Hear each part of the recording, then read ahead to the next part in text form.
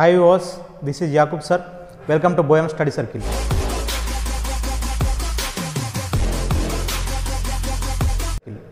ఈ రోజు మన కరెంట్ అఫైర్ టాపిక్ ఉత్తరాఖండ్ జల విషాదం.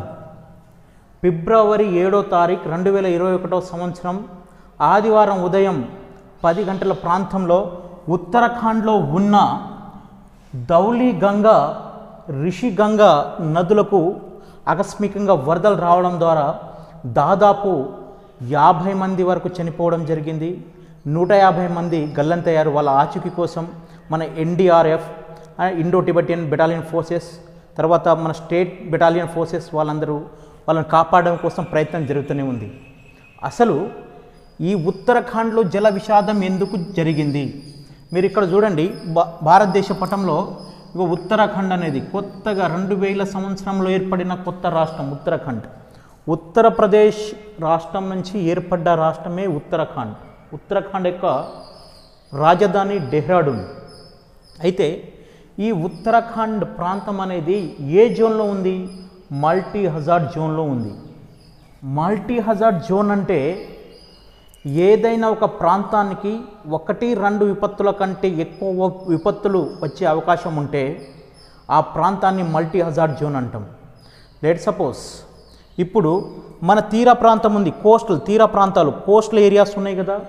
ఈ తీర ప్రాంతాలలో తుఫాన్లు వస్తూ ఉంటాయి, వరదలు వస్తూ ఉంటుంది, సునామీ కూడా వచ్చే అవకాశం ఉంటుంది, తర్వాత భూకంపాలు కూడా వచ్చే అవకాశం ఉందనుకోండి, దాన్ని మల్టీ హజార్డ్ జోన్ అంటాం. అంటే ఒకటే ప్రాంతంలో అంటే భూకంపం వస్తే అంటే మల్టీ హజార్డ్ జోన్ కిందికి రాదు. ఏదైనా ఒక విపత్తు వస్తే మల్టీ హజార్డ్ జోన్ కింద రాదు. కానీ ఉత్తరాఖండ్ అంటే హిమాలయ ప్రాంతాలు మొత్తం మల్టీ హజార్డ్ జోన్లో వస్తాయి. ఎందుకంటే హిమాలయ పర్వతాలలో ఎప్పుడైనా భూకంపం వచ్చే అవకాశం ఉంది, ల్యాండ్ స్లైడ్స్, కొండ చర్యలు విరిగిపడే అవకాశం ఉంది, తర్వాత గ్లాసియర్స్, హిమనదాలు కరిగిపోవడం, హిమనదాలు పడే అవకాశం ఉంది, అతి వర్షం వల్ల వరదలు వచ్చే అవకాశం ఉంది. సో ఆ విధంగా మనం ఉత్తరాఖండ్ రాష్ట్రాన్ని ఏ హజార్డ్ జోన్లో ఉంది? మల్టీ హజార్డ్ జోన్లో ఉందంటాం. అంటే ఉత్తరాఖండ్లో మనం మాట్లాడుతున్న రాష్ట్రం ఏది? ఉత్తరాఖండ్. ఉత్తరాఖండ్లో ఏంటి? ఫ్లడ్స్ అంటే ఏంటిది? వరదలు, అతి వరదలు వచ్చే అవకాశం ఉంది. తర్వాత ఎర్త్క్వేక్స్, భూకంపాలు వచ్చే అవకాశం ఉంది. తర్వాత ఇంకేంటిది ఇక్కడ? ల్యాండ్ స్లైడ్స్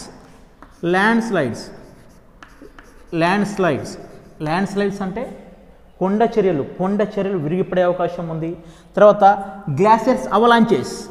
గ్లాసియర్స్ అంటే హిమాని నాదాలు జారిపడే అవకాశం ఉంది. సో ఈ విధంగా ఇన్ని విపత్తులు సంభవించే అవకాశం ఉంది. కాబట్టి మన ఉత్తరాఖండ్ని ఏమంటామంటే మల్టీ హజార్డ్ జోన్ అంటాం. అసలు ఈ ఉత్తరాఖండ్ గురించి చర్చించే ముందు, ఆ రోజు జరిగిన సంఘటనల గురించి మనం లోపలికి పోయే ముందు అసలు ఈ ఉత్తరాఖండ్ తర్వాత హిమాలయ పర్వతాల గురించి ఒక దాని బ్యాక్గ్రౌండ్ హిస్టరీ చూద్దాం. Himalayan mountains. ఈ హిమాలయన్ మౌంటైన్స్ ఎక్కడి నుంచి ఎక్కడి వరకు? ఆఫ్ఘనిస్తాన్లోని హిందూకుష్ పర్వతాల నుంచి భారతదేశం, Nepal, China, Tibet, Bhutan, Myanmar వరకు విస్తరించి ఉన్నాయి. ఇవి దాదాపు ఎన్ని కిలోమీటర్లు? 3500 కిలోమీటర్ల వరకు విస్తరించి ఉన్నాయి. అయితే హిమాలయ పర్వతాలు ఎలా ఏర్పడ్డాయనే సందేహం మీకు రావచ్చు. అయితే ఒకప్పుడు 20 కోట్ల సంవత్సరాల క్రితం భూమి అనేది 2 పెద్ద భూభాగాలుగా విడిపోయి ఉంది. ఆ 2 పెద్ద భూభాగాలని మనం ఏమంటామంటే అంగారా, గోండ్వానా అంటాం. అంటే పైన ఉన్న భూమిని అంగారా అంటాం, కింద ఉన్న భూమిని గోండ్వానా భూమి అంటాం. ఈ అంగారా భూమిని ఏమంటాం? లారేషియా అంటాం. దీన్ని లారేషియా అంటాం. ఈ అంగార భూభాగము, గోండ్వా భూభాగం మధ్యలో తేతీస్ సముద్రం అనేది ఉంది. అయితే ఖండ చలన సిద్ధాంతం ద్వారా భూమి అనేది కదులుతూ ఉంటుంది. భూమి అంతర్గతంగా కొన్ని పలకల మధ్యలో కదలికలు జరుగుతూ ఉంటుంది. ఆ కదలికలు మనకు ఎలా ఏర్పడతాయి, కదలికలు తెలుసుకోవడానికి దాదాపు వందల వేల సంవత్సరాలు, లక్షల సంవత్సరాలు ఆగాల్సింది ఉంటుంది అన్నట్టు. సో ఈ ఖండచలన సిద్ధాంతం ద్వారా ఈ ఉత్తర భాగంలో ఉన్న భూమి, దక్షిణ భాగంలో అంగార భూమి, గోండ్వానా భూమి, మన దక్షిణ భారతదేశం భూమి ఉంది కదా, ఇది గోండ్వానాకు సంబంధించింది. అయితే ఇక్కడ ఇది ఆసియా ఖండం నుంచి వేరు చేయబడి ఉన్నది అన్నట్టు. అయితే ఈ దక్షిణ భారతదేశం ఉన్న ఈ దక్షిణ భారత గోండ్వానాలో ఉన్న భూమి అంగార భూమిని ఢీ కొనడం ద్వారా, ఆ టెక్టానిక్ ఖండచలన సిద్ధాంతం ద్వారా ఢీ కొనడం ద్వారా మనకు ఎప్పుడైనా ఎవరైనా ఇద్దరు ఇట్లా దొక్కుంటే పైకి వస్తాం. ఎవరైనా క్రికెటర్లు క్రికెట్ ఆడుతున్నప్పుడు ఇట్లా గుద్దుకుంటారు కదా, ఇలా మనం చేయి కొట్టంగానే మీరు అబ్జర్వ్ చేయండి, ఇలా చేయి కొట్టంగానే పైకి వెళ్తూ ఉంటుంది. చేయి కొట్టంగానే కిందికి రాదు కదా, ఇట్లా కొట్టంగానే ఇట్లా రాదు కదా. సో ఆ విధంగా రెండు జయంట్ ల్యాండ్స్ అంటే రెండు పెద్ద భూభాగాలు ఢీ కొనడం ద్వారా అక్కడ నుంచి ఉద్భవించిన పర్వతాలే హిమాలయ పర్వతాలు. అవి ఇటీవల కాలంలో ఏర్పడ్డ ముడత పర్వతాలు. వీటిని ఏమంటాం? నవీన ముడత పర్వతాలు అంటాం. ప్రపంచంలో నవీన ముడత పర్వతాలు ఏంటంటే హిమాలయ పర్వతాలు. భారతదేశంలో కూడా నవీన పర్వతాలు ఏంటంటే హిమాలయ పర్వతాలని చెప్తూ ఉంటాం. అర్థమైందా? సో ఈ విధంగా ఏర్పడ్డది హిమాలయ పర్వతాలు. ఈ హిమాలయ పర్వతాలు ఎక్కడ? ఆఫ్ఘనిస్తాన్ నుంచి భారతదేశం, నేపాల్, టిబెట్, చైనా, భూటాన్, బంగ్లాదేశ్లో కొంతవరకే ఉంటుంది. ఆ తర్వాత మయన్మార్ వరకు విస్తరించి ఉంది. అయితే ఈ ప్రపంచంలో చాలా పెద్ద పర్వతాలు హిమాలయ పర్వతాలు. ఆ హిమాలయ పర్వతాలలో ఉన్న ఒక రాష్ట్రమే ఉత్తరాఖండ్. 2013 సంఘటన మనం మర్చిపోకముందే 2013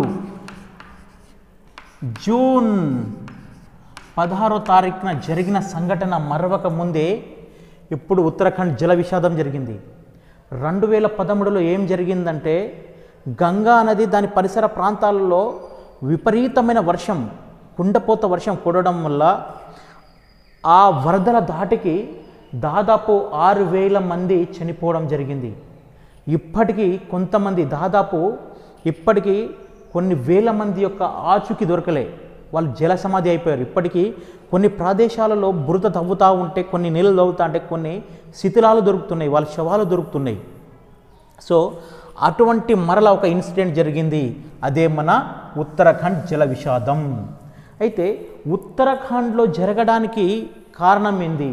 ఈ కారణం గురించి తర్వాత తెలుసుకుందాం. ముందుగా ఉత్తరాఖండ్. ఈ ఉత్తరాఖండ్లో ఎక్కడ ఏ నది మీద జరిగింది? మనకు ఉత్తరాఖండ్లో ఇక్కడ మీరు నదిల గురించి బాగా అర్థం చేసుకోవాలి. మనం మాట్లాడే మొత్తం నదుల గురించి ఉన్న ప్రతి నది గంగా నది ఎక్కువ ఉపనదులే. సో ఇక్కడ ధౌలి గంగా, రిషిగంగా నదులు, ధౌలి గంగా, రిషిగంగా. సో ఈ ధౌలి గంగా ఎక్కువ ఏంటిది? వసుధ్రతాల్ అనే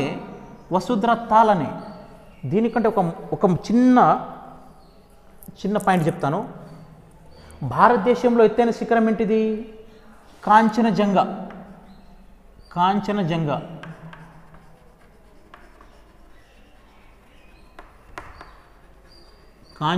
శిఖరం. రెండవ పెద్ద శిఖరం ఏంటంటే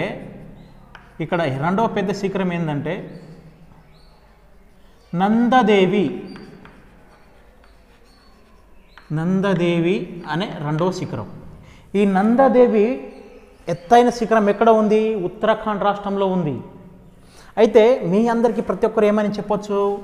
ఇక్కడ ఉన్న K2 శిఖరం, ఈ K2 శిఖరం అనేది భారతదేశంలో ఎత్తైన శిఖరం అనవచ్చు.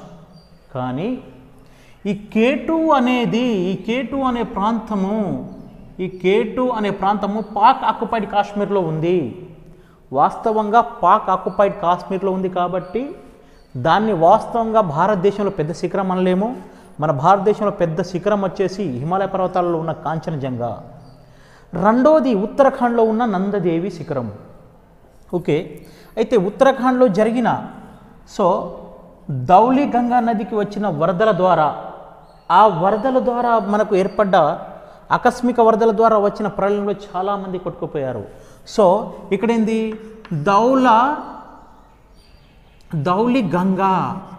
ధౌలి గంగా నది, తర్వాత రిషిగంగా నదులు, ధౌలిగంగా రిషిగంగా అనే 2 నదులు. అంటే ఇక్కడ ధౌలిగంగా దగ్గర ఏంది, ఇక్కడ చాలా మనకు హిమానినాదం, నందదేవి హిమానినాదం కరగడం ద్వారా, కరిగి ఆ కూలిపోవడం ద్వారా ఆకస్మికంగా ఇక్కడ వరద ప్రవాహం అనేది పెరిగింది. సో ఆ వరద ప్రవాహం ద్వారా రిషిగంగా దగ్గర ఉన్న, ఇక్కడ ఈ రిషిగంగా దగ్గర ఉన్న ఒక జల విద్యుత్ కేంద్రం, ఆ జల విద్యుత్ కేంద్రం పేరు ఏంటంటే రిషిగంగా ప్రాజెక్ట్. రిషిగంగా ప్రాజెక్ట్ ఇదే జల విద్యుత్ కేంద్రం. ఇది అంటే చిన్న జల విద్యుత్ కేంద్రము. దీని యొక్క కెపాసిటీ ఎంత, 13.32 మెగావాట్స్ విద్యుత్ ఉత్పత్తి చేస్తుంది. హైడ్రో ఎలక్ట్రిసిటీ అంటే 13.32 మెగావాట్ల విద్యుత్ ఉత్పత్తి చేసే చిన్న ప్రాజెక్ట్ అన్నట్టు. దీని మీద కట్టడం జరిగింది చిన్నగా. అంటే ఇది ప్రైవేట్ వ్యవస్థ, ప్రైవేట్ వ్యక్తుల ఆధీనంలో, ప్రైవేట్ కంపెనీల మాత్రమే నిర్మించడం జరిగింది. సో ఆ ధౌలగంగకి వరదలు రావడం ద్వారా, రిషిగంగకి వరదలు ఆకస్మికంగా రావడం ద్వారా ఇక్కడున్న ఈ జల విద్యుత్ కేంద్రం అనేది, జల విద్యుత్ ప్రాజెక్ట్ మొత్తం కొట్టుకుపోయింది. ఆ జల విద్యుత్ ప్రాజెక్టులో ఉన్న ఇంజనీర్స్, కార్మికులు, అందులో పనిచేస్తున్న ప్రతి ఒక్కరూ ఆ జల ప్రళయంలో, ఆ వరదలో కొట్టుకుపోయి వాళ్ళ ఆచూకీ దొరకలేదు. ఇది. సో ఇక్కడ నుంచి ధౌలిగంగా పోతున్న కొద్దీ, ధౌలిగంగా నుంచి ఇక్కడ తపోవన్ అనే ప్రాంతం మీదుగా పోతూ ఉంటుంది. సో తపోవన్ ప్రాంతం మీద నుంచి పోతా అంటే తపోవన్ ప్రాంతంలో తపోవన్ విష్ణుగఢ్ అనే జల విద్యుత్ కేంద్రం ఉంది. తపోవన్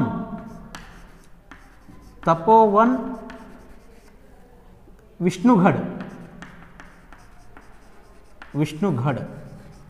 అనే జల విద్యుత్ కేంద్రం ఉంది.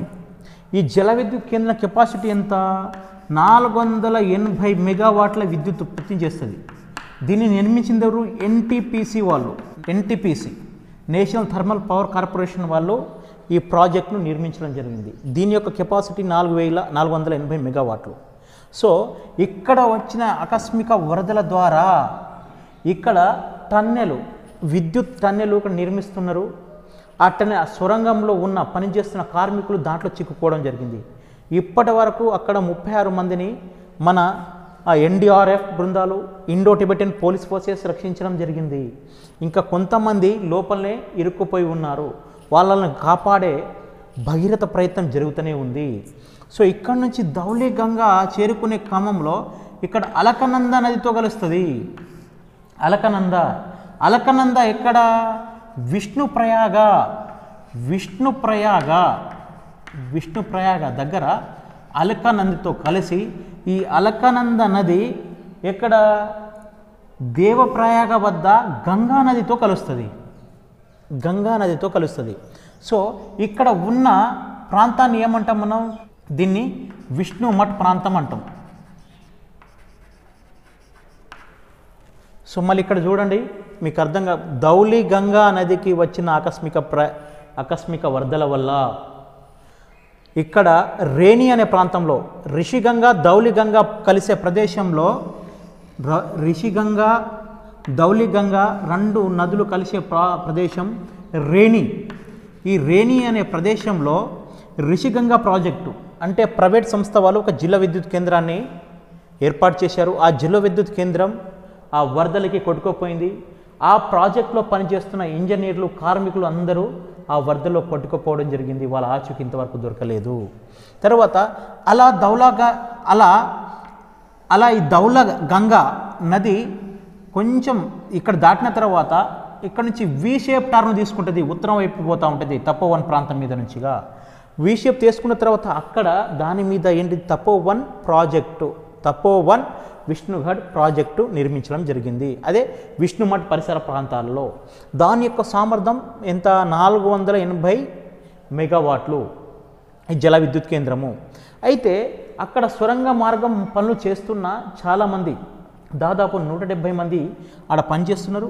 అందులో ఒక 30 మందిని రక్షించడం జరిగింది. మిగతా వాళ్ళ ఆచూకీ దొరకలేదు. ఆ సొరంగ మార్గం మొత్తం బురదతోని, ఆ వరదలతోని మొత్తం కప్పేయబడింది, వాళ్ళకు చీకట్లో ఉన్నారు. సో వాళ్ళని కాపాడే ప్రయత్నం జరిగింది. అక్కడ నుంచి విష్ణుప్రయాగ వద్ద అలకనందిని కలిసిన ఋషిగంగా, రుద్రప్రయాగ వద్ద మందాకి నందిని, మందాక నది ఇది అలకనందిలో కలుస్తుంది. ఎక్కడ? రుద్రప్రయాగ దగ్గర. అలా వస్తున్న అలకనంది దేవప్రయాగ దగ్గర గంగా నదితో కలిసి గంగా నదిగా ప్రవహిస్తూ ఉంటుంది. అయితే ఈ ఉత్తరాఖండ్ విషాదం జరగడానికి ముఖ్యమైన కారణం ఏంటి అంటే, మనం భూతాపం పెరగడం, ఈ మధ్య కాలంలో గ్లోబల్ వార్మింగ్ అంటున్నాం కదా మనం, ఆ గ్లోబల్ వార్మింగ్ కారణమే ప్రధాన కారణం. గ్లోబల్ వార్మింగ్ అంటున్నాం కదా, గ్లోబ్ అంటే భూమి, వార్మింగ్ అంటే వేడి పెరగడం. భూమి మీద వేడి పెరగడం, భూమి మీద రోజు రోజుకు వేడి ఎందుకు పెరుగుతుంది? భూమి మీద వేడి పెరగడానికి ప్రధాన కారణం మన ద్వారా విడుదలయ్యే కార్బన్ డైఆక్సైడ్ ఎక్కువగా రిలీజ్ చేయడం ద్వారా, బొగ్గు పులుసు వాయువు పెరగడం ద్వారా ఆటోమేటిక్గా భూమి మీద బొగ్గు పులుసు వాయువు యొక్క శాతం పెరిగిపోయి భూమి రోజు రోజుకు వేడెక్కుతుంది. అసలు ఈ గ్లోబల్ వార్మింగ్ కారణం ఏంటిది? పట్టణీకరణ, అంటే పట్టణాలు ఎక్స్పాండ్ కావడం ద్వారా మనం విరివిగా వాహనాలు వాడడం, వాహనాల నుండి వచ్చే ఏంటిది పొల్యూషన్, వాయు కాలుష్యం ద్వారా, తర్వాత మనం ఇంకా ఏమంటాం పారిశ్రామికరణ, ఇండస్ట్రియలైజేషన్ ద్వారా వచ్చే పొగ, ఆ పొగ ద్వారా మనం అభివృద్ధి చెందుతున్న దేశాలు, అభివృద్ధి చెందబోతున్న దేశాలు కూడా ఏం చేస్తున్నాయంటే ఇండస్ట్రియలైజేషన్, తర్వాత వెహికల్ ద్వారా వచ్చే పొల్యూట్ అయ్యే గాలి ద్వారా ఆటోమేటిక్గా మన భూమి మీద వాతావరణంలో వేడి పెరుగుతూ ఉంది. వాతావరణంలో వేడి పెరగడం ద్వారా హిమానినాదం అంటే ఏంటిది అంటే కొండల మీద, హిమాలయ పర్వతాలలో కొండల మీద ఉన్న మంచి నీటితో కూడుకున్న మంచినీటి సరస్సులు అన్నట్టు. ఆ హిమానినాదాలు రోజు రోజు కరిగిపోతున్నాయి. 2020 వరకు 2100 సంవత్సరం వరకు దాదాపు 3.6 డిగ్రీల సెల్సియస్ టెంపరేచర్ కనుక పెరిగినట్లయితే, 3.6 డిగ్రీ సెల్సియస్ ఉష్ణోగ్రత పెరిగినట్లయితే 2 మీటర్ల సముద్ర మట్టం పెరిగే అవకాశం ఉందంట. సముద్ర మట్టం కనుక పెరిగిందనుకో, సో తీర ప్రాంతాల్లో ఉన్న కొన్ని దేశాలు, గ్రామాలు మునిగిపోతాయి, వాళ్లకు ఆవాసం లేకుండా పోతాయి. ఇప్పుడున్న ప్రజెంట్ సిచ్యువేషన్లో ఉన్న కొన్ని దీవులు ఉన్నాయి కదా, దీవుల జాడ ఉండదు. అందుకే మనం ఈ హిమానినాదాలు కరగకుండా గ్లోబల్ వార్మింగ్ని కాపాడితే మన పర్యావరణాన్ని, భూమిని కాపాడిన వాళ్ళం అవుతాం. అందుకే ఈ ఇండస్ట్రియలైజేషన్ ద్వారా, తర్వాత డిఫారెస్ట్రేషన్, తర్వాత ఆ పొల్యూషన్, వెహికల్ పొల్యూషన్ ద్వారా వీటిని ఎంతవరకు తగ్గించుకుంటే మనకు గ్లోబల్ వార్మింగ్ని, భూతాపాన్ని తగ్గించి హిమానినాదాలు కరగకుండా, సో ఇటువంటి ఇన్సిడెంట్ జరగకుండా మనం చూడవచ్చు. ఈ మధ్య కాలంలో ఇక్కడ ఉత్తరాఖండ్ గంగా నది దాని ఉపనది మీద ప్రతి ఒక్కరు ఏం చేస్తున్నారు అంటే జల విద్యుత్ కేంద్రాలు అన్ని ప్రవేశపెడుతున్నారు. ప్రతి 30-40 కిలోమీటర్లకు ఒక జల విద్యుత్ కేంద్రం ఉంది. ఆ జల విద్యుత్ కేంద్రాన్ని సెటప్ చేసే సమయాల్లో పెద్ద సౌండ్లు చేయడం, బ్లాస్టులు చేయడం ద్వారా అక్కడున్న కొండలు, తర్వాత హిమానినాదాలు కరిగిపోతున్నాయి. ఇక్కడ హిమానినాదం అంటే ఆ శిఖరాల మీద, కొండల మీద ఉన్న మంచు గడ్డగట్టి ఉంటుంది. సో ఉష్ణోగ్రత వేడి పెరగడం ద్వారా మంచు కరిగి ఒకటేసారి ఆ వరద అనేది బీభత్సంగా ఒకటేసారి వరద వచ్చేసి నదులలో చేరి నది యొక్క నీటి మట్టం పెరిగి ఆ నీటి మట్టం పెరిగి ఆకస్మికంగా వరదలు రావడం ద్వారా ఆ నది చుట్టుపక్కల ఉన్న ప్రాంతాలు, ఆ నది మీద ఉన్న జల విద్యుత్ కేంద్రాలు కొట్టుకుపోతున్నాయి.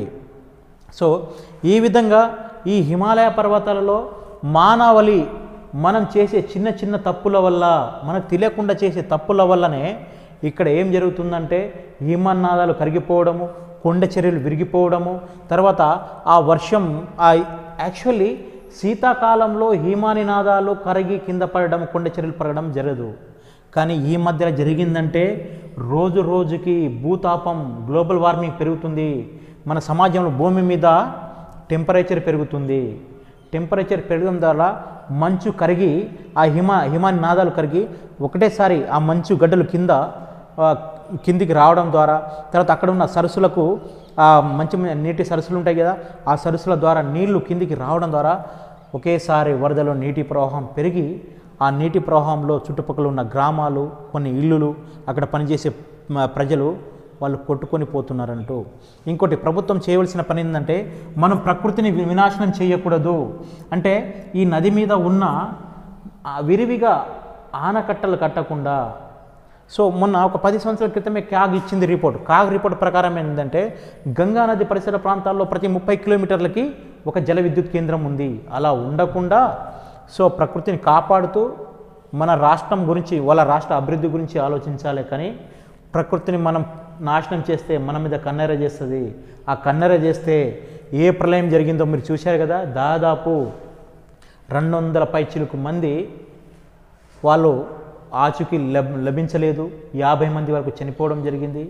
ఇలాంటి సంఘటనలు జరగకుండా మనం ప్రజలందరము అడవులను పెంచి తర్వాత వాతావరణంలో కాలుష్యాన్ని తగ్గించినట్లయితే మనము ఇటువంటి సంఘటనలు జరగకుండా కాపాడిన వాళ్ళం అవుతాం. ఇది ఉత్తరాఖండ్లో జల విషాదము.